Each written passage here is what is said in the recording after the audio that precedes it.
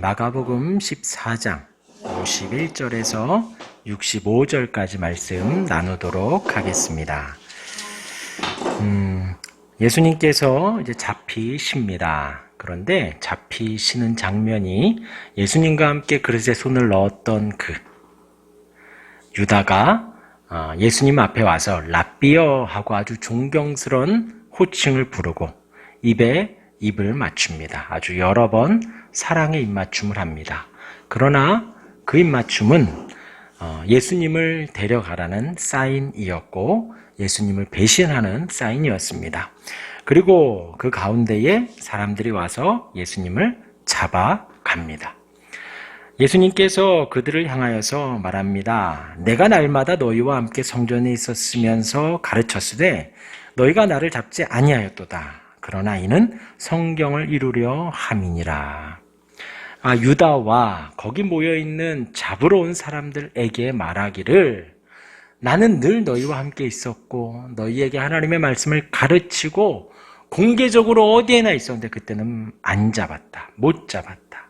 그런데 지금 잡히는 것은 너희가 지혜롭고 너희가 잘나고 너희가 유다와 같이 군호를 잘 짜서 왔기 때문이 아니라 성경이 이루어지게 하려고 그렇게 한 것이다. 그렇게 잡히고 가니 50절 우리 같이 한번 읽어볼까요? 50절 시작. 네. 이 제자들은 바로 전까지만 해도 예수님이 왕으로 올라가면 로마를 전복시키고 왕으로 올라가면 오른쪽에 나 왼쪽에 너 그 다음에 누구 이것들을 다 생각하고 있던 제자들입니다. 그런데 예수님이 너무나도 힘없이 끌려가는 모습에 여기 표현이 제자들이 다 예수를 버리고 도망갔다라고 합니다. 우리에게 주는 아주 충격, 우리에게 마음에 깊이 새겨야 합니다. 내가 바랬던 신앙생활, 내가 바랬던 예수님, 지금 이들은 예수님이 올라가면 예수님이 왕이 되면 평생 먹고 살 걱정 안 해도 되고 내가 오른쪽 왼쪽 총리하고 장관하고 뭐 하려고 했었는데 그 모든 게 다 하루아침에 무너진 거예요. 그러니까 제자들이 싹 도망쳐버립니다. 우리가 이 세상에서 신앙생활 하면서 절대로 착각하지 말아야 할 것이 마태복음, 마가복음, 누가복음, 요한복음을 읽어야지 내가 복음을 읽으면 안 돼요. 내가 복음이 되고 내가 진리가 되고 내 경험이 기준이 돼서 그것대로 신앙생활하면 절대 안 됩니다. 하나님 말씀하시는 대로 우리가 살아가고 찬양에 나온 대로 말씀하시면 한 걸음 더 가고 말씀하시면 멈춰서고 말씀하시면 행하고 가야 되는 거예요. 우리 예수님이 기도하셨죠. 이 잔을 옮겨주시옵소서. 이건 예수님의 인간적인 바람이었던 거예요. 고통도 고통이지만 하나님과의 단절이 너무나도 무서웠기 때문에 그렇게 기도했지만 그 기도의 끝은 나의 원대로 마시고 아버지의 원대로 하옵소서. 그것을 3번이나 기도를 합니다. 그리고서 지금 예수님이 잡혀가시는 이것이 아버지의 원이었기 때문에 예수님이 자발적으로 가시는 거예요. 당당하게 내가 너희들에게 늘 말씀을 가르쳤을 땐 나를 안 잡았다. 지금 이렇게 가는 것은 너희들이 잘나서가 아니라 성경이 이루어지기 때문이다 하고 예수님이 결박되었지만 당당하게 걸음걸음을 가십니다. 그리고 50절이 제자들이 다 도망가지요. 그리고 이제 오늘 읽은 51절부터 65절까지는 예수님이 왕이신 그분이 하나님이신 그분이 이 땅에 오셔서 겪을 아주 최악의 상황들을 다 겪고 있는 것입니다. 이제 여기 계신 분들 저나 마찬가지로 우리가 살아가면서 슬럼프라는 것이 있죠. 그러다 보면 또 전성기라는 것이 또 있습니다. 또 인생을 살다가 정말 밑바닥까지 우리가 치고 내려갈 때가 있고 혹은 또 그 반대로 최고로 남부럽지 않게 살 때도 있죠. 그리고 얼마 전까지 우린 더웠어요. 에어컨을 켜지 않으면 잠을 못 잤습니다. 그런데 지금은 제가 몇 시간 전에 들은 증언에 의하면 전기장판을 키셨다는 증언까지 제가 들었습니다. 며칠 되지도 않았는데, 그렇죠? 추울 때가 있으면 더울 때가 있고, 또 더울 때가 있으면 추울 때가, 좀 있으면 막 팍커막 있고 막 춥다고 막 그럴 거예요. 이 세상에 그렇게 있습니다. 근데 우리는 너무나도 어리석어서 더울 때, 추울 때를 생각을 못해요. 조금만 참으면 되는데 생각을 못합니다. 그리고 추우면 또 더울 때를 생각을 못하고, 최고조에 올라갔을 때는 밑바닥을 생각해서 좀 잘 쟁겨놓고 지혜롭게 해야 되고요. 반대로 우리 밑바닥으로 치고 내려가면 이제 곧 올라가겠구나 생각을 하면서 한 걸음 한 걸음 가면 또 하나님이 인도해 주시죠. 그게 우리가 살다 보니까 그렇게 느껴지는 거예요. 슬럼프 가운데 있다가도 또 전성기. 그래서 제가 들은 말이 그거예요. 사람은 다 우리 머리는 희끗희끗해지고 주름은 막 늘어나도, 막 뱃살은 막 늘어나도 우리 마음 안에는 뭐가 있냐면 나의 전성기 때의 나이를 기억하고 있대요. 그래서 연세가 어떻게 되시죠? 그럼 우리 한참 생각하잖아요. 내가 몇 살이더라? 맞다, 내가 몇 년생이니까 몇 살이구나 이렇게 하는데, 우리 본능으로는 나의 전성기 시대를 늘 생각을 한다는 거예요. 23. 군 전역하고 모든 것을 할 수 있을 것 같은 그 자신감에 있을 때, 23. 모두가 다 그런 생각을 하고 있다는 것이죠. 제가 왜 이 말씀을 드리느냐, 이제 예수님의 51절부터 65절까지 예수님이 어디까지 내려가나 한번 같이 보자 이거예요. 우선은 3년 동안 함께 동거동락했던 제자들, 방금 전까지만 해도 예수님, 나는 절대 그러지 않겠습니다. 나는 다른 제자들은 다 버릴지언정 나는 주님을 배반하지 않겠습니다 했던 제자들 포함하여 모두가 다 도망가고, 그리고 그 제자 중에 한 명이 또 살살 웃으면서 와서 랍비여 하면 입 맞추고 넘깁니다. 그 자체가 먼저 가장 비참한 시간이죠. 그리고서 오늘 51절, 52절이 어떤 주석서에 보면 이래요. 왜 이 사이에 넣었을까? 이 51절, 2절이 은혜롭지는 않아요. 어떻게 보면 약간 우스꽝스럽습니다. 한 청년이 벗은 몸에 배혼이불을 두르고, 요즘으로 하면 이렇게 하는 사람 싹 벗고 하나 딱 두르고 겉옷 하나 두르고 나온 거예요. 근데 이제 배혼이불은 매우 고급진 천이었답니다. 그러니까 아무나 이렇게, 그러니까 이제 평범한 사람은 못 가지고 있는 아주 부자 청년이었다라는 걸 추측할 수가 있어요. 그래서 여기서 이제 흐름에 의하면 예수님과 군중들이, 예수님이 이렇게 지금 결박되어서 가는 중에 이 한 청년의 집 앞을 지나가니까 막 웅성웅성한 소리가 지나가니까 이 청년이 자다가 벌떡 일어나서 급하게 배혼잎만 들고 나오게 됐다라는 거죠. 근데 이제 이 한 청년이 누구냐 하는데, 이제 많은 이제 박사들이 뭐라 그러냐? 마가라 그래요. 왜냐하면 지금 12제자는 다 도망갔고 12명은 아니고 누구냐 했을 때 이제 마가라는 추측이 가장 많습니다. 근데 뭐 그것보다도 배혼잎을 두르고 예수를 따라갑니다. 그러니까 급하게 나왔지만 소문에 의해서 나왔다, 그냥 좀 웅성하니까 나왔다라기보다도 평소에 예수님께 좀 관심이 있었던 청년이었던 것 같죠. 그러니까 급하게 옷도 못 입고 나왔다라는 거죠. 그런데 예수를 따라가다가 무리에게 잡히게 됩니다. 그러니까 너도 제자구나 하고 딱 잡힌 거예요. 그런데 52절에 배혼이불을 버리고 벗은 몸으로 도망갔다라는 것을 넣으면서 지금 예수님은 주위에 아무도 없다라는 거예요. 이름 모를 그 청년조차도 잡히고 생명의 위협을 느껴 자기 생명 부지하려고 어떻게 해요? 벗은 몸으로 도망갈 정도로 그 창피는 괜찮다라는 거예요.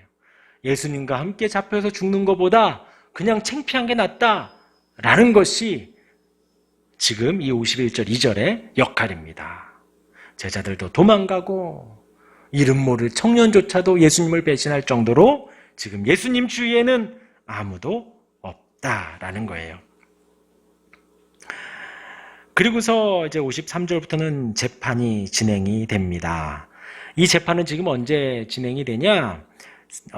한밤중에 지금 진행이 되는 거예요. 왜냐하면 예수님에 대한 소문이 지금 계속해서 늘어가고 있고, 예수님이 선한 사람이고 하나님의 나라 복음을 전하고 예수님이 계속해서 그 좋은 소문들이 나고 있으니까 낮에 했다가는 이거 구태타가 일어날 것 같으니까 밤에 빨리 처리하고 싶은 거예요.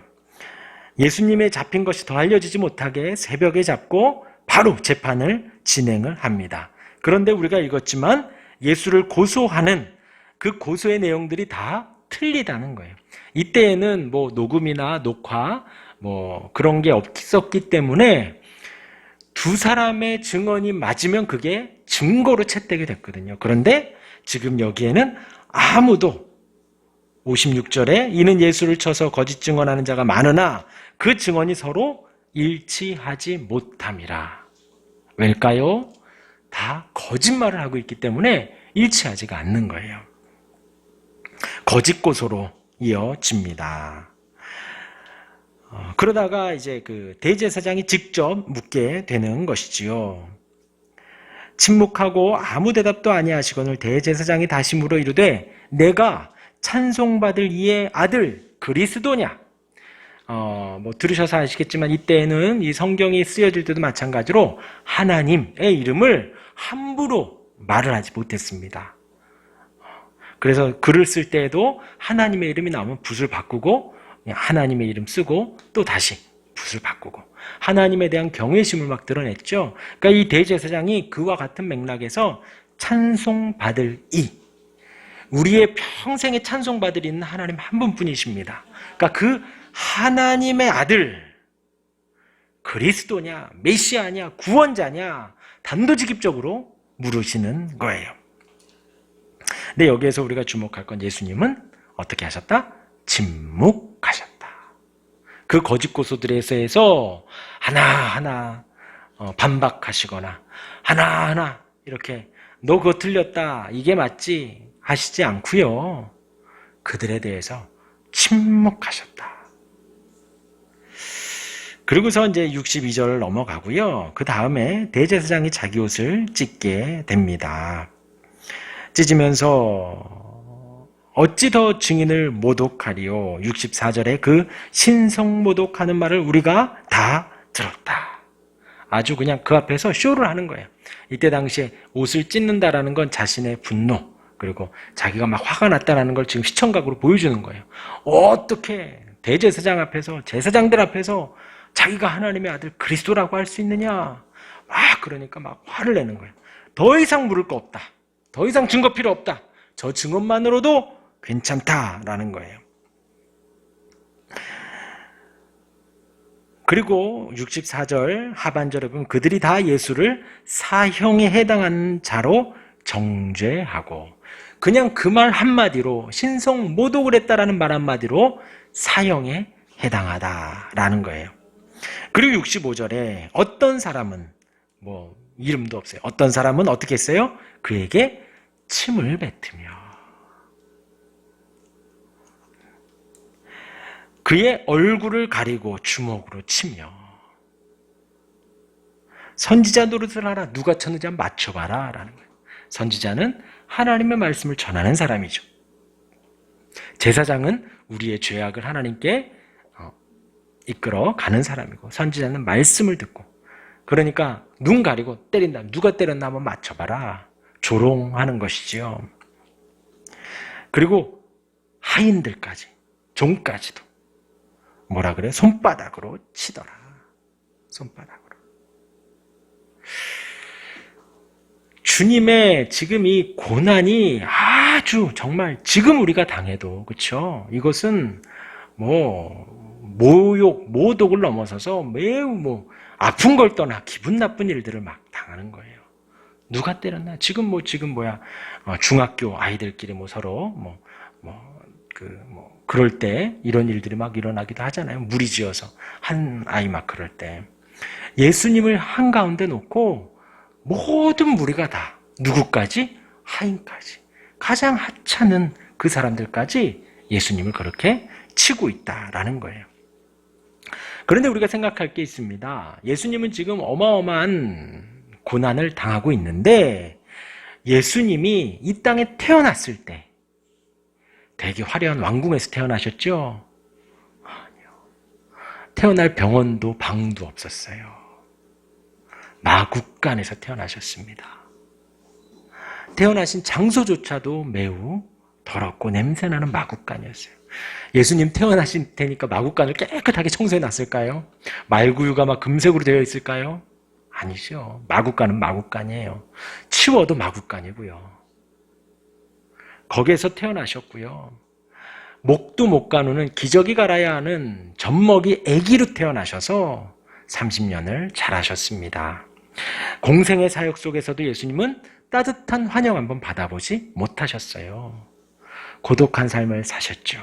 그리고 이제 거짓으로 고소당하셔서 거짓 정죄당하시고 사형에 해당하시고, 사형이라는 말이 떨어지기가 무섭게 어떤 사람은 침을 뱉고 어떤 사람은 가리고 모욕하고 어떤 하인까지도 손으로 치게 됩니다. 그렇죠? 우리가 만약에 이런 상황에 있다면 화가 나서 죽을지도 몰라요. 화가 나고 못 박히고 맞아서 피 흘려 죽일 것보다 막 울분이 나서 죽을지도 몰라요. 근데 여기에서 예수님이 아까 잡힐 때에도 그러셨죠. 너희가 나를 잡지 아니하는데 이제 내가 잡힌 것은 성경을 이루려 함이라 당당하게 잡히셨습니다. 그리고 대제사장이 네가 찬송받을 이의 아들 그리스도냐? 라고 했을 때 침묵하시던 그분이 한마디 하신 것이 무엇이냐? 62절입니다. 우리 같이 읽겠습니다. 예수께서 이르시되 내가 그니라. 인자가 권능자의 우편에 앉은 것과 하늘 구름을 타고 오는 것을 너희가 보리라. 지금 한 청년조차도 벌거벗고 도망갈 만큼 제자들도 다 도망가고요.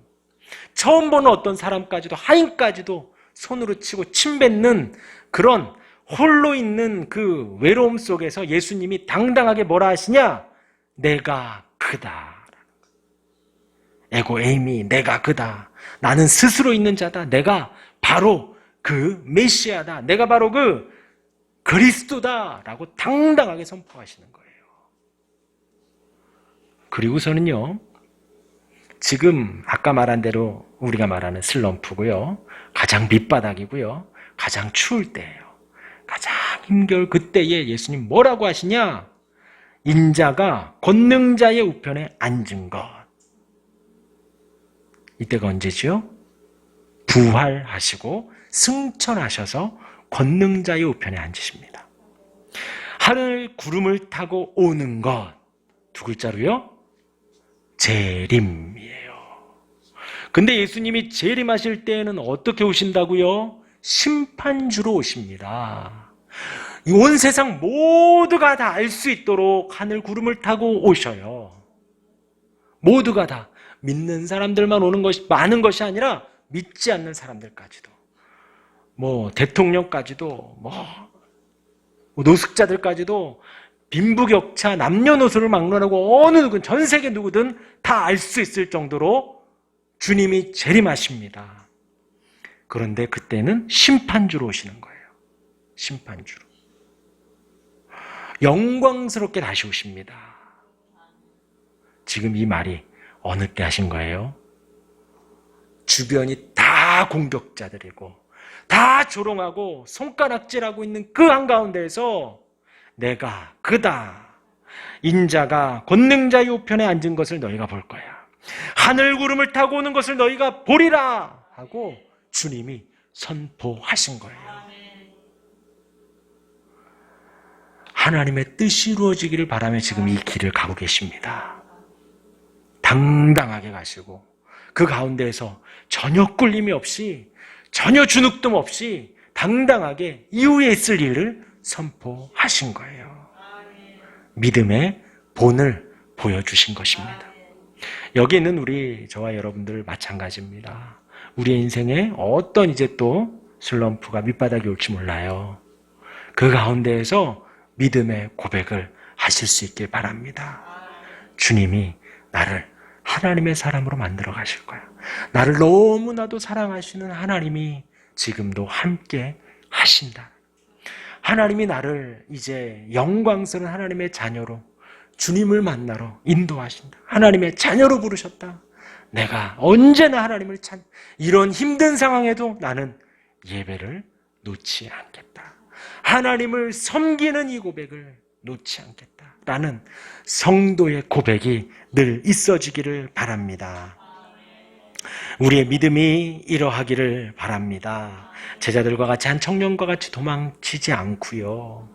그 힘든 가운데에서 절망 속에서 소망을 바라고 지옥 같은 이 현실 속에서도 천국의 소망을 기대하며 하루하루 살아가는 거예요.